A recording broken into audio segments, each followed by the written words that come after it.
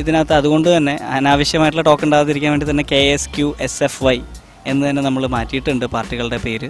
Probably ഏത് പാർട്ടികളാണ് ഉദ്ദേശിക്കുന്നതെന്ന് ആൾക്കാർക്ക് മനസ്സിലാവുമെന്നൊക്കെ പറയുമെങ്കിൽ പോലും നമ്മളങ്ങനെ ഒരു പാർട്ടീനെ മാത്രം ജസ്റ്റിഫൈ ചെയ്യാൻ ശ്രമിച്ചുകൊണ്ടുള്ള പടമൊന്നുമല്ല. രാഷ്ട്രീയവും സിനിമയും തമ്മിൽ ഒരിക്കലും നമ്മൾ ചേർത്ത് വയ്ക്കാൻ പാടില്ല, രണ്ടായിട്ട് കാണണം. കാരണം സിനിമ എന്ന് പറയുന്ന എൻ്റർടൈൻമെൻറ്റ് ഫോമാണ്. ഒരു എൻ്റർടൈനിങ് സിനിമ എന്ന രീതിയിൽ ഇത് കണ്ടാൽ മതി, അല്ലാണ്ട് ഒരിക്കലും കൂട്ടി കഴിക്കാൻ പാടില്ല എപ്പോഴും പറയാറുണ്ട്. ടോം പറഞ്ഞത് ഞാൻ ഒരുപാട് കാലം മുന്നേ നീരജിനെ ആലോചിച്ചിരുന്നൊരു ക്യാരക്ടറാണ്, പക്ഷേ പ്രൊഡക്ഷൻ സൈഡ് ഇതുവരെയും കൃത്യമായി ഒരു ഫിക്സ് ആവാത്തതുകൊണ്ടാണ് ഞാൻ അപ്രോച്ച് ചെയ്തിരുന്നത്. അപ്പോൾ ഞാൻ പറഞ്ഞു ഇപ്പോൾ കൺഫേം ആയി, ഇല്ല ഇപ്പോഴും കൺഫേം ആയിട്ടില്ല, പക്ഷേ ഞാനൊരു ടീസർ ഷൂട്ട് ചെയ്തു. അപ്പോൾ മെക്സിക്കൻ അപാരതയിൽ രൂപേഷ് എന്ന് പറഞ്ഞ ക്യാരക്ടർ എന്താ പറയുക, എനിക്ക് ഈ പറഞ്ഞ പോലെ തന്നെ നമുക്ക് സ്പടികത്തിൻ്റെ ക്യാരക്ടറായിട്ട് ഈക്വലായിട്ട് വെക്കാൻ പറ്റിയൊരു ക്യാരക്ടറാണ്.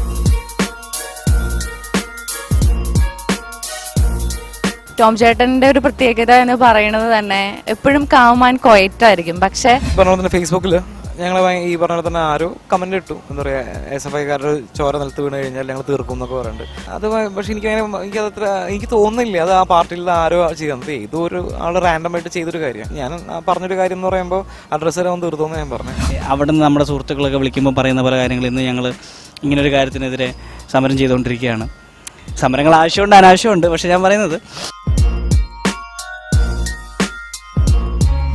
മെക്സിക്കൻ അപാരത ഒരു ക്യാമ്പസ് രാഷ്ട്രീയത്തെ പറ്റി വളരെ സ്പെസിഫിക്കായിട്ട് ആ ഒരു ഏരിയ കവർ ചെയ്ത് പോകുന്നൊരു പടമാണ്.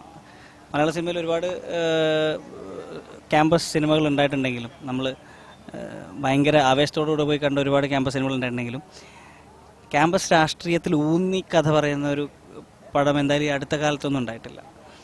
അപ്പം എനിക്ക് പേഴ്സണലി അതിനകത്തുണ്ടായിരുന്ന എക്സൈറ്റ്മെൻറ്റ് എന്താണെന്ന് വെച്ചാൽ, ഞാൻ പഠിച്ചത് ചെന്നൈയിലായിരുന്നു.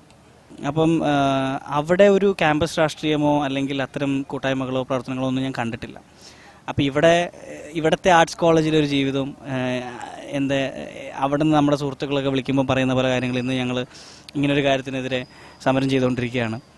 സമരങ്ങൾ ആവശ്യമുണ്ട് അനാവശ്യമുണ്ട്, പക്ഷെ ഞാൻ പറയുന്നത് ഞങ്ങളുടെ ക്യാമ്പസിൽ അന്നൊരു ഒരു നീഡ് വന്നപ്പോൾ, ഒരു യൂണിറ്റിയുടെ ഒരു ആവശ്യം വന്നപ്പോൾ അന്ന് യാതൊരു കൂട്ടായ്മയ്ക്കും ഉള്ളൊരു പോസിബിലിറ്റി ഇല്ലാതെ വന്നു.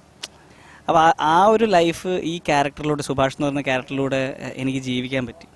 അപ്പോൾ ഇങ്ങനൊരു പടം ചെയ്താൽ ഉള്ള ഒരു കോൺസിക്വൻസിനെ പറ്റി അങ്ങനെ എനിക്ക് തോന്നിയിട്ടില്ല. കാരണം നമ്മൾ ഈ പറയുന്ന ഒരു രാഷ്ട്രീയ പാർട്ടി, ഇപ്പം ഞങ്ങൾ ഇതിനകത്ത് അതുകൊണ്ട് തന്നെ അനാവശ്യമായിട്ടുള്ള ടോക്ക് ഉണ്ടാകാതിരിക്കാൻ വേണ്ടി തന്നെ KSQSFY എന്ന് തന്നെ നമ്മൾ മാറ്റിയിട്ടുണ്ട് പാർട്ടികളുടെ പേര്. എന്നാലും പ്രോബബ്ലി ഏത് പാർട്ടികളാണ് ഉദ്ദേശിക്കുന്നതെന്ന് ആൾക്കാർക്ക് മനസ്സിലാവുമെന്നൊക്കെ പറയുമെങ്കിൽ പോലും നമ്മളങ്ങനെ ഒരു പാർട്ടീനെ മാത്രം ജസ്റ്റിഫൈ ചെയ്യാൻ ശ്രമിച്ചുകൊണ്ടുള്ള പടമൊന്നുമല്ല. വിപ്ലവം എന്ന് പറയുന്ന വാക്ക് പലപ്പോഴും ചുവപ്പുമായിട്ടാണ് ബന്ധിപ്പിച്ച് പറയുന്നതെങ്കിലും അൾട്ടിമേറ്റ്ലി എല്ലാ പാർട്ടികളും നടത്തുന്നതും വിപ്ലവം തന്നെയാണ്. അപ്പം വിപ്ലവം ഒരു ആർട്ടിസ്റ്റ് എന്നുള്ള രീതിയിൽ, അല്ലെങ്കിൽ നമ്മളൊരു പുതിയ ആശയങ്ങൾ പ്രസൻറ്റ് ചെയ്യുക എന്നുള്ളതാണ് വിപ്ലവം കൊണ്ട് നമ്മൾ ഉദ്ദേശിക്കുന്നത്.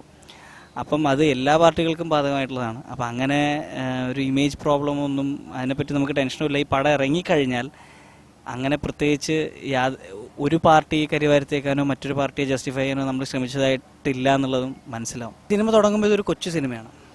ഇതിൻ്റെ രസമുള്ളൊരു കാര്യം എന്താ വെച്ചാൽ, ഒരുപാട് കൺവെൻഷൻസിനെ ബ്രേക്ക് ചെയ്തുകൊണ്ട് തുടങ്ങിയൊരു പടമാണ്. ടോം ഇമ്മട്ടി എന്ന സംവിധായകൻ എന്നെ കാണാൻ വരുമ്പം ടോം പറഞ്ഞത് ഞാൻ ഒരുപാട് കാലം മുന്നേ നീരജിനെ ആലോചിച്ചിരുന്നൊരു ക്യാരക്ടറാണ്, പക്ഷേ പ്രൊഡക്ഷൻ സൈഡ് ഇതുവരെയും കൃത്യമായി ഒരു ഫിക്സ് ആവാത്തതുകൊണ്ടാണ് ഞാൻ അപ്രോച്ച് ചെയ്തിരുന്നത്.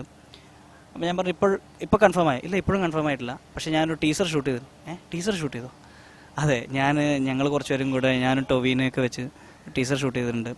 കഥ പറഞ്ഞു കഴിഞ്ഞ് ഞാൻ ഭയങ്കര എക്സൈറ്റഡ് ആവുന്നു. കഥ കേട്ടിട്ട് ഈ ടീസറും കൂടെ എന്നെ കാണിച്ചിരുന്നു. അപ്പം ഞാൻ പറഞ്ഞു, നമ്മൾ കണ്ടിട്ടുള്ള ഒരു സിനിമയുടെ മേക്കിംഗ് രീതിയൊന്നുമല്ല ഈ സിനിമയിൽ, ഒരു നാച്ചുറലായി വന്ന് ഭവിക്കുന്ന പല കാര്യങ്ങളും. അപ്പം ഞാൻ ടൊവിയെ വിളിച്ചു, ആളിയാ ഇങ്ങനൊരു പടം നീ അത് നമ്മൾ രസമുള്ളൊരു പരിപാടിയാണ്, ഞാനും നീയും കൂടെ ഓക്കെ പറഞ്ഞാൽ നമുക്ക് പരിപാടി ഓണാക്കാം എന്ന് പറയും. ഞാൻ ഭയങ്കര എക്സൈറ്റഡായി. അങ്ങനെയാണ് നമ്മൾ ഇത് ഓക്കെ പറയുന്നത്. പിന്നീടാണ് പ്രൊഡ്യൂസറായ അനൂപ് കണ്ണൻ പോലും ഈ പറയുന്ന പടം ഏറ്റെടുക്കാൻ തീരുമാനിക്കുന്നതും. അനൂപേട്ടനും കൂടെ വന്നപ്പോൾ പരിപാടി കളറായി.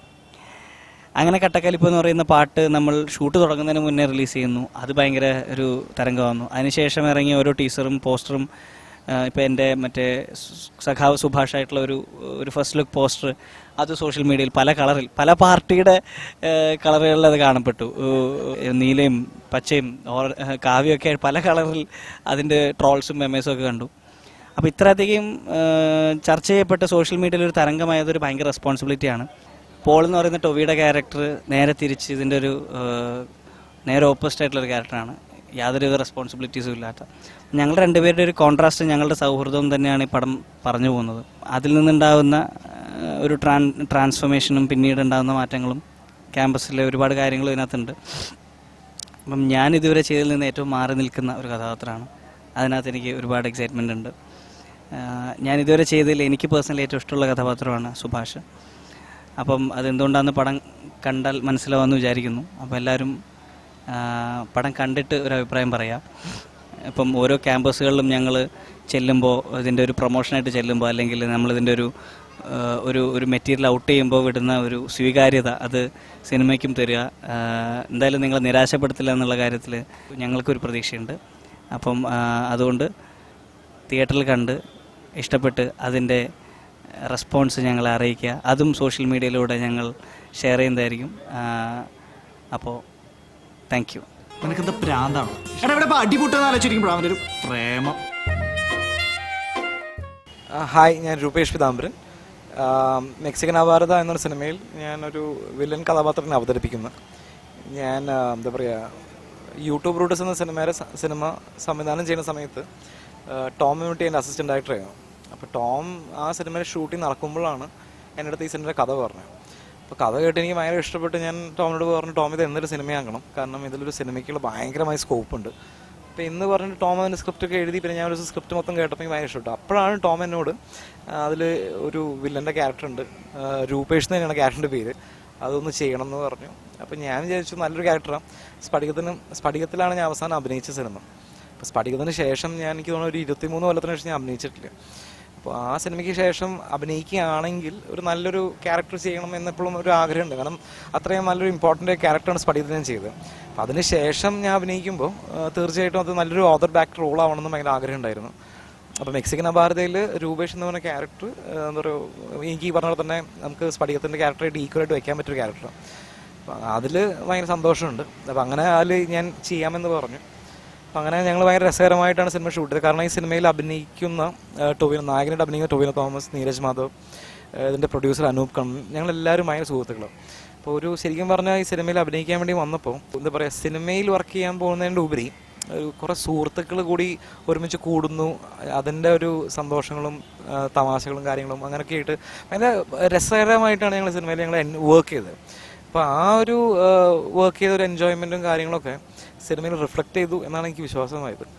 അപ്പോൾ ഈ പറഞ്ഞ പോലെ തന്നെ സിനിമ കാണുമ്പോൾ നിങ്ങൾക്ക് അത് മനസ്സിലാവും. കാരണം സിനിമ ഒരു രാഷ്ട്രീയ സിനിമയാണെങ്കിൽ പോലും ശരിക്കും പറഞ്ഞു കഴിഞ്ഞാൽ ഞാൻ എപ്പോഴും എല്ലാവരും പറഞ്ഞൊരു കാര്യമാണ്, രാഷ്ട്രീയവും സിനിമയും തമ്മിൽ ഒരിക്കലും നമ്മൾ ചേർത്ത് വയ്ക്കാൻ പാടില്ല, രണ്ടായിട്ട് കാണണം. കാരണം സിനിമ എന്ന് പറയുന്നത് എൻ്റർടൈൻമെൻറ്റ് ഫോമാണ്.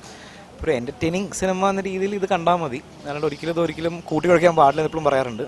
നിങ്ങൾ ഈ സിനിമ കാണുമ്പോഴും അങ്ങനെ കാണാൻ പാടും. ഇന്നാള് എന്താ പറയുക, ഈ പറഞ്ഞ പോലെ തന്നെ ഫേസ്ബുക്കിൽ ഞങ്ങൾ ഈ പറഞ്ഞ പോലെ തന്നെ ആരോ കമൻ്റ് ഇട്ടു, ഈ പറഞ്ഞ പോലെ തന്നെ എന്താ പറയുക SFIക്കാരുടെ ചോര നിലത്ത് വീണ് കഴിഞ്ഞാൽ ഞങ്ങൾ തീർക്കും എന്നൊക്കെ പറയുന്നുണ്ട്. അത് പക്ഷെ എനിക്ക് തോന്നുന്നില്ല അത് ആ പാർട്ടിയിൽ ആരോ ചെയ്യുന്നത്, ഏതോ ഒരു ആൾ റാൻഡമായിട്ട് ചെയ്തൊരു കാര്യമാണ്.